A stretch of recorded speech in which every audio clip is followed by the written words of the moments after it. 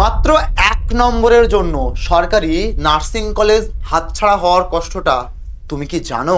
তুমি এই যে বাজার থেকে গাদা গাদা বই কিনছো, কিনে বাড়িতে শুধু মুখস্থ করেই যাচ্ছ, হয়তো ভাবছো তুমি সঠিক পথে আছো, তুমি ফেল করার লক্ষ্যে এগিয়ে যাচ্ছ।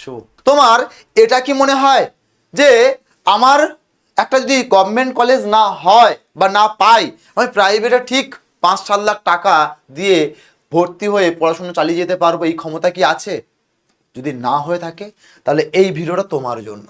তাই ভিডিওটা প্রথম থেকে শেষ পর্যন্ত দেখতে একেবারেই ভুলো না, কারণ আজকের এই ভিডিওতে আমি আলোচনা করতে চলেছি নার্সিং পরীক্ষা ক্র্যাক করার গোপন ট্রিক্স, এবং যে ভুলগুলো স্টুডেন্টরা বারবার পরীক্ষার হলে করে, এবং সেই ভুলগুলো নিয়ে আলোচনা করব যেগুলো আদৌ তোমরা পড়ে পড়ে গাদা গাদা শেষ করছো, পরীক্ষাতে সেখান থেকে প্রশ্ন আসবেই না। তো চলো শুরু করি আজকে আমাদের এই গুরুত্বপূর্ণ session. Hello everyone, welcome to BSSCI nursing and paramedical. BSSCI nursing YouTube channel এবং ফেসবুক পেজে তোমাদের সকলকে স্বাগত জানাই। আমি তোমাদের বিজয় স্যার, আর শুরু করতে চলেছি আজকে তোমাদের নার্সিং পরীক্ষা ক্র্যাক করার গোপন ট্রিক্স বা বিষয় নিয়ে আলোচনা। তো চলো শুরু করি আজকে আমাদের এই গুরুত্বপূর্ণ সেশনটি।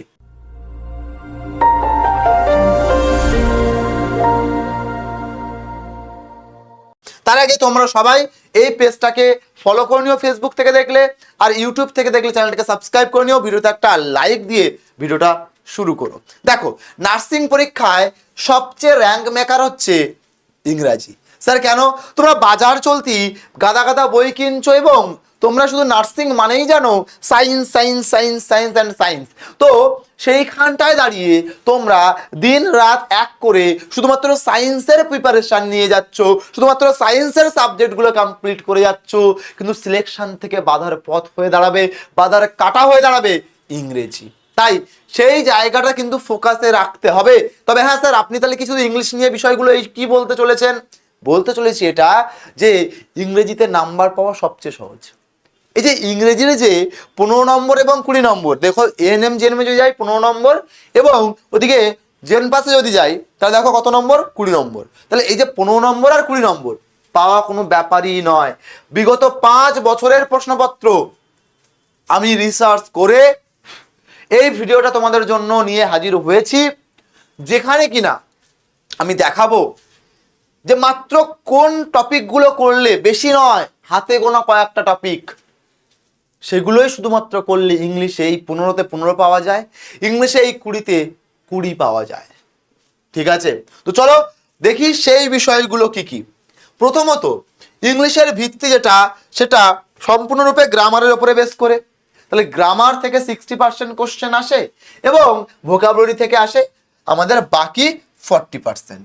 তাহলে কোথাও না কোথাও গিয়ে আমরা এই বিষয়টা বুঝতে পারছি যে 40% আমাদের ভোকাবুলারি মুখস্থের জায়গা, গ্রামার থেকে 60% বা 60% যেটা আসে সেটা লজিক্যাল রুলসের উপরে বেস করে। এর জন্য তুমি যদি আবার গাদা গাদা বই কিনে এই রুলস মুখস্থ করতে চলে যাও, তাহলে সেখানটায় তোমার কিন্তু সবচেয়ে ভয়ের জায়গা বা ভুলের জায়গাটা তুমি তৈরি নিজেই করছো। কি করব স্যার? করণীয় কি?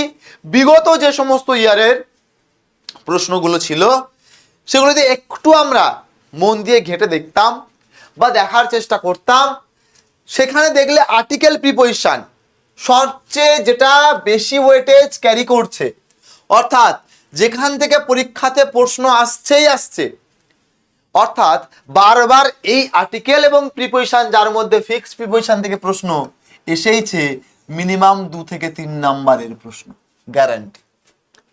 তার মানে এই টপিকটা তোমার জন্য কতটা গুরুত্বপূর্ণ ইংলিশের আশা করছি বুঝতে আর কোনো বাকি নেই। তাই বলেছিলাম আপনার ভিডিও শুরুতে, ইংলিশের এই নম্বরগুলোই তোমার সিলেকশন দেবে, কারণ সবাই সায়েন্স পড়ে যাবে কিন্তু ইংলিশ নেগলেক্ট করবে, আর এইটাই তোমাকে তোমার আসল জায়গা, যেখানে তোমাকে সিলেকশন পাওয়াবে, যেখানে অন্যদের থেকে তোমাকে অনেকটা এগিয়ে রাখবে কাট অফের দৌড়ে। ঠিক আছে কিনা? তো এখানে স্যার দ্বিতীয় টপিক কি? ভয়েস চেঞ্জ এবং ন্যারেশন চেঞ্জ। প্রত্যেকটা বছর যখন অ্যানালিসিস করা হয়েছে, দেখা গিয়েছে সেখানে 2 থেকে 3 নম্বরের ভয়েস চেঞ্জ ন্যারেশন চেঞ্জ থেকে প্রশ্ন এসেইছে। সে জায়গায় গিয়ে দেখতে গেলে আমাদের ভয়েস চেঞ্জ ন্যারেশন চেঞ্জ খুব একটা কঠিন টপিক নয়। যদি একটু কনসেপ্ট ক্লিয়ার থাকে, ডেপথ ক্লিয়ার থাকে, 2 সেকেন্ড লাগে আনসার করার জন্য এক একটা ভয়েস চেঞ্জ ন্যারেশন চেঞ্জ। সবটা আমরা শিখবো, ঠিক আছে? সেজন্যই বলি চ্যানেলটাকে সাবস্ক্রাইব করো না, আর ভিডিওতে আগে একটা লাইক করে দাও, ঠিক আছে? নেক্সট, তারপরে সাবজেক্ট ভাবে এগ্রিমেন্ট বলেছি না, এমন কোনো পরীক্ষা নেই যে পরীক্ষায় এই টপিক থেকে প্রশ্ন আসে না। সে তোমার দিতে পারে আজকে এরর, স্পট দা এরর দিয়ে দিতে পারে, বা এরর কারেকশন, এরর ডিটেকশন, যেভাবে ইচ্ছা দিতে পারে, ঠিক আছে কিনা, বা ফিল ইন দ্য ব্ল্যাঙ্ক আকারেও দিয়ে দিতে পারে। তাই এই টপিককে নেগলেক্ট করা চলবে না। এই 3টে টপিক যদি একটু মন দিয়ে দেখে যাও, আমি চ্যাপ্টার ওয়াইজ ওয়েটেজের দিক দিয়ে বলছি, মাত্র যদি এই 3টে টপিক দেখে যাও, তোমার ওই যে 15 নম্বর এএনএম জিএনএম, তোমার ওই 20 নম্বর জেনে পাস, তার মধ্যে থেকে না তুমি অনায়াসে এখানটার মধ্যেই দেখবে তোমার মিনিমাম 8 থেকে 10 নম্বর কমপ্লিট হয়ে গেছে। বুঝতে পারলাম কি বললাম? বাকি থাকে স্পেলিং টেস্ট, অর্থাৎ এমন কিছু স্পেলিং দেবে যেগুলো তোমার নার্সিং এর সাথে রিলেটেড, সেগুলো আমরা আলোচনা করব, যখন পড়বো সবটাই দেখাবো যে কিভাবে কি হবে বা কোনগুলো আসতে পারে, ঠিক আছে কিনা। তো এই বিষয়গুলো আমাদের কিন্তু জানতে হবে। ওকে, নেক্সট স্পেলিং থেকে বাকিটা দেখবো। পরেরটা ফেজাল ভার্ব এবং লাস্ট সিনোনিম অ্যান্টোনিম। খুব আহামরি হাই ফাই সিনোনিম অ্যান্টোনিম আসে না, যেটুকু প্রয়োজন অল্প বিস্তর আসে, ঠিক আছে? যেগুলো তোমরা দৈনন্দিন জীবনের সাথে তোমাদের রিলেটেড এবং বারবার ইউজ করো, সেই ওয়ার্ডগুলোই আসে। বুঝতে পারছি কি বললাম? ধরো আজকে দিয়ে দিল এনারমাস, মানে কি বৃহৎ, বড়, বা লার্জ হবে তার সিনোনিম, ঠিক এরকম ধরনেরই দেবে। বুঝতে পারছি, আশা করছি ক্লিয়ার করতে পেরেছি। তাই খুব কঠিন যে প্রশ্ন আসবে এমনটা কিন্তু নয় এই ভোকাবসের সেগমেন্টটা থেকে, ঠিক আছে? এখানে যেমন দেখো অ্যাকোমোডেশন কমিটি আছে, এগুলো আমরা মজার ছলে ট্রিক্সে বা মজার ছলে আমরা কিন্তু শিখবো। ধরো আজকে তুই তোমাকে বলি বিজনেস বানান, আমি কি বলি? বাসের মধ্যে গাধা। কি বলি? বিজনেস বানান, বাসের মধ্যে গাধা। তাহলে বাস ইন মানে মধ্যে, এর জায়গায় শুধু ইটা বসিয়ে দেবো, এর জায়গায় বানান কমপ্লিট। তাহলে বাসের মধ্যে গাধা হয়ে গেল বিজনেস বানান। তো ঠিক এইভাবে আমরা মজার ছলে শিখবো, যাতে আমরা জীবনে আরো না ভুলে যাই, ঠিক আছে কিনা? কি বললাম? ঠিক যেমন এখানে দেখো কমিটি বানানটা আছে, এখানে ভুল কোথায় দেয়? দেখো কমিটি বানানের এম দুটো হয়, টি দুটো হয়, আর ই দুটো হয়। দেখো দুটো এম, দুটো টি, দুটো ই আছে। এখানে আমরা কি করে মনে রাখবো স্যার? এখানে মনে রাখবো এইভাবেই যে একটা কমিটি গঠন হলে মিটিং হয়, মিটিং এর এম, চা খাওয়ার ব্যবস্থা হয় টি, তার টি, আর খাবারের প্যাকেট খাওয়ার জন্য ইট, তার জন্য বাড়ি দেওয়া হয়। তাহলে মিটিং হবে, চা খাবে, খাবারের প্যাকেট নিয়ে বাড়ি যাবে খাওয়ার জন্য। তাহলে এম টি আর ই সবগুলোই দুবার করে রিপিট হবে এর মধ্যে, ব্যাস হয়ে গেল। যেমন দেখো অ্যাকোমোডেশন মানে হচ্ছে জায়গা বা বাসস্থান।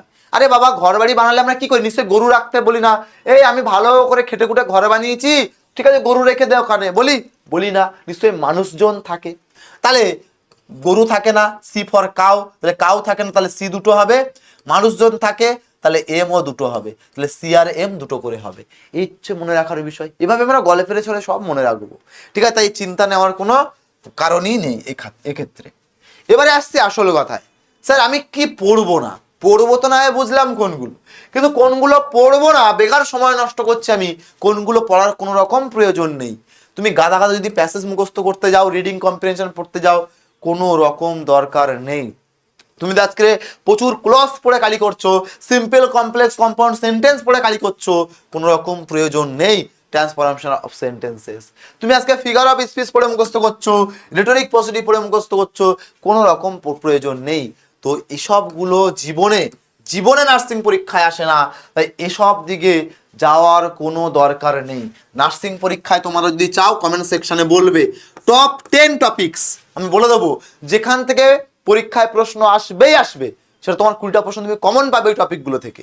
যদি চাও কমেন্ট সেকশনে জানিও যে স্যার আমার ওই নার্সিং এর পরীক্ষার জন্য এক্স্যাক্ট কোন টপিকগুলো শুধু ইংলিশে পড়বো, তো স্যার আমাকে একটুখানি জানতে চাই বা আমরা জানতে চাই। তাড়াতাড়ি কমেন্ট সেকশনে তোমরা যদি লেখো, আমি অবশ্যই সেই ভিডিও নিয়ে হাজির হব, ঠিক আছে কিনা? কি বললাম? তো এইভাবেই তোমার সরকারি নার্সিং চাকরি হতে পারে। যেভাবে বললাম নিজে ঠিক করে নাও, নিয়মিত তোমার প্র্যাকটিস কখন করলে তোমার ঠিক হবে। মাত্র ইংলিশের জন্য পার ডে যদি তুমি আধ ঘন্টা থেকে 1 ঘন্টা সময় দিতে পারো, আমি বলছি ইংলিশেই তুমি ঠিকঠাক স্কোর করে আসবে, আর ইংলিশ তোমাকে সিলেকশন দেবে। কারণ সবাই সায়েন্স পড়ে যাবে, ইংলিশ কিন্তু কেউ পড়ে যাবে না, এবং সেই জায়গাটায় তোমাকে স্ট্রং বানাতে হবে। কি বললাম বোঝা গেল? ওকে। আবার ভোক্যাবসের মধ্যে আমি এমন ট্রিক শেখাবো, তুমি ধরো কোনো ওয়ার্ডের মানেই জানো না, তাহলেও তুমি সঠিক আনসার করে আসবে, সে ট্রিক্স আমি শিখিয়ে দেবো। ঠিক আছে, তুমি যদি জানতে চাও বা ক্লাস চাও, এই কমেন্ট সেকশনে জানিয়ে যাও, তাহলে আমি নিয়ে আবার হাজির হয়ে যাব। ঠিক আছে, আর কি করতে হয়, বিগত বছরের প্রশ্নগুলো, ঠিক আছে, সেগুলো বারবার করে আমাদের সলভ করতে হয়, তাহলেই প্রশ্নের প্যাটার্ন সহ কোশ্চেনও মাঝে মধ্যে কমন চলে আসে। তাই প্যাটার্ন কমন পেতে গেলে এই প্রিভিয়াস ইয়ারকেও একেবারে ছেড়ে দিলে চলবে না। তারপরেই সরকারি নার্সিং কলেজে পাওয়ার একটা বড় সড়ো সুযোগ থাকে বা তৈরি হয়। যারা দেখছি আমরা এখনো পর্যন্ত আমাদের বিএসএসসিআই নার্সিং, ঠিক আছে, এবং প্যারামেডিক্যাল এই চ্যানেলটাকে সাবস্ক্রাইব করেনি, তারা জলদি সাবস্ক্রাইব করে নেবো। যারা ফেসবুক পেজ থেকে দেখবো, পেজটাকে ফলো করে নেবো। আরে লাইক না করে থাকলে একটা লাইক তো করে দাও। আর এই টপিকের উপরে যা বললাম, যদি ক্লাস চাও সেটাও কমেন্ট সেকশনে জানিয়ে যাও।